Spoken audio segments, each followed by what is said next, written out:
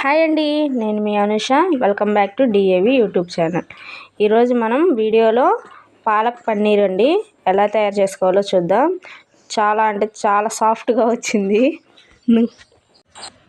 ముందుగా మనం ఒక కట్ట పాలకూర తీసుకున్నానండి. పాలకూరని ఒక 3 నిమిషాలు నేను ఉడికించుకుని కోల్డ్ వాటర్లో పెట్టి ఈ విధంగా నేను మిక్సీ జార్కి వేసుకుంటున్నానండి.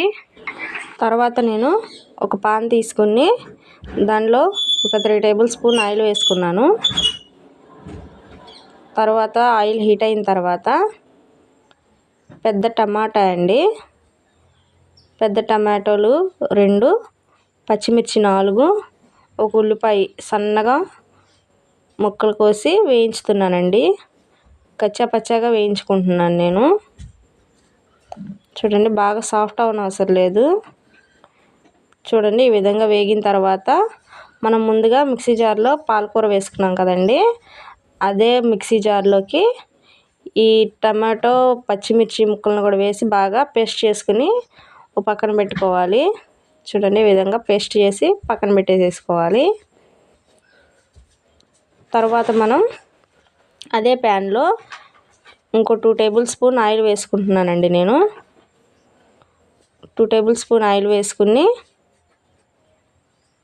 పన్నీర్ ముక్కల్ని వేయించుకుంటున్నాను. డైరెక్ట్గా పన్నీర్ ముక్కల్ని వేసేస్తారండి, కానీ ఇలా చేస్తే కొంచెం బాగుంటాయి.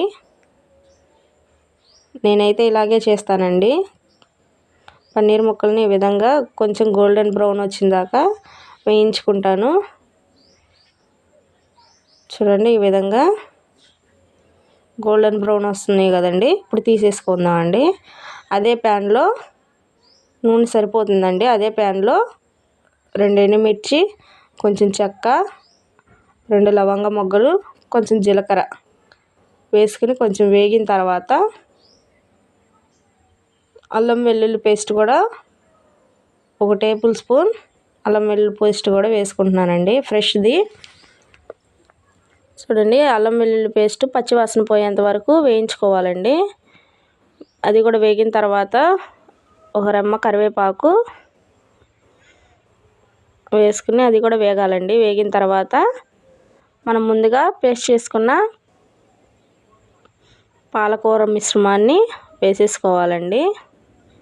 వేసుకుని బాగా కలుపుకుని 4-5 నిమిషాలు ఉడకనివ్వాలండి. అది పచ్చివాసన అనేది పోవాలి. కొంచెం మనం ఆల్రెడీ ఉడకపెట్టాం కాబట్టి ఎంతోసేపు పట్టదండి. ఒక 3-4 నిమిషాలు బాగా ఉడకనివ్వండి. చూడండి, కొంచెం వాటర్ మన మిక్సీ జార్లో కొంచెం వాటర్ పోసి కొంచెం ఒక హాఫ్ గ్లాసు కొంచెం వాటర్ పోసుకోండి, ఎక్కువ వద్దు. చూడండి, ఈ విధంగా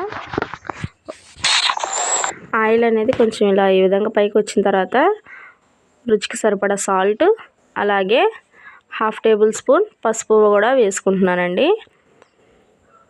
తర్వాత 1 టేబుల్ స్పూన్ కారం అండి, ఎక్కువ వేసుకోవద్దు. ఆల్రెడీ మనం పచ్చిమిర్చి వేసుకున్నాం కాబట్టి ఆ ఘాటే సరిపోతుంది. చూడండి, ఈ విధంగా మొత్తం మిక్స్ చేసుకుని ఇంకొక 2 నిమిషాలు ఉడకనివ్వాలండి. బాగుంటుందండి. రోటీస్లోకి, రైస్లోకి కూడా చాలా బాగుంటుంది. అలాగే ప్లీజ్ సబ్స్క్రైబ్ మై ఛానల్. తర్వాత మనం ముందుగా వేయించి పెట్టుకున్న పన్నీర్ ముక్కలు ఉన్నాయి కదండి, వీటిని కూడా వేసేసుకోవాలి. వేసేసుకుని బాగా కలుపుకోవాలండి. బాగా కలుపుకొని ఇంకొక 2 నిమిషాలు పన్నీర్ ముక్కలకి పాలకూర అనేది మిశ్రమం బాగా పట్టాలండి. ఒక 2 నిమిషాలు బాగా ఉడకనివ్వాలి. తర్వాత నేను ఒక పిడికెడు జీడిపప్పు కూడా వేసుకుంటున్నాను. చూడండి, ఈ విధంగా ఆయిల్ అనేది పైకి కొంచెం తేలుతుంది కదా, మనకి కన్సిస్టెంటీ వస్తే సరిపోతుందండి. చూడండి దగ్గర పడింది కదా. ఈ టైంలో మనం కొంచెం తరిగిన కొత్తిమీర కూడా వేసుకుందామండి. చూడండి ఆయిల్ ఈ విధంగా పైకి వస్తే మీకు కుక్ అయిపోయినట్టేనండి. ఒక పిడికెడు కొత్తిమీర కూడా వేసుకుంటున్నాను. వేసుకుని ఒకసారి బాగా కలుపుకున్నాను. నేను దీనిలో ఏ మసాలా ఫ్లేవర్ అనేది వేయలేదండి. ఓన్లీ అల్లం వెల్లుల్లి పేస్ట్ మాత్రమే వేసాను. గరం మసాలా, చాట్ మసాలా ఇలాంటివి ఏమీ వేయలేదండి. అంతేనండి, ఎంతో రుచికరమైన పాలక్ పన్నీర్ అనేది రెడీ అయిపోయింది. ఒకసారి మీరు కూడా ట్రై చేసి నా కమెంట్ బాక్స్లో కమెంట్ చేయండి. Please subscribe my channel.